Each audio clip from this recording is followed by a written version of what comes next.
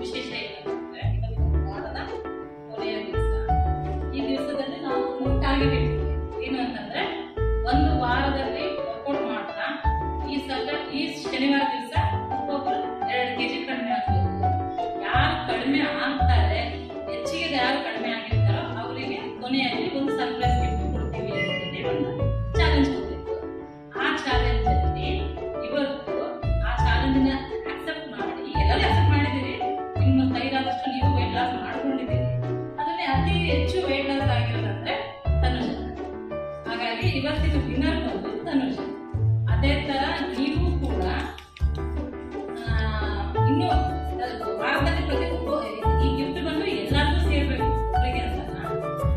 ಈ ವಾರ ತನುಜಗೆ ಸಿಕ್ಕಿದಂದ್ರೆ ವಾರ ಇನ್ನೊಬ್ಬರಿಗೆ ಸಿಕ್ಕಿದೆ.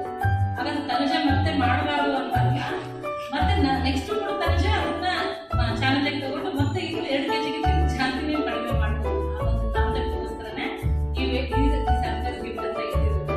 ಇದು ನಿಮ್ಮ ಹೆಲ್ತ್ಗೋಸ್ಕರನೇ. ಹಾಗಾಗಿ ಇವತ್ತಿನ ವಿನ್ನರ್ ಬಂದು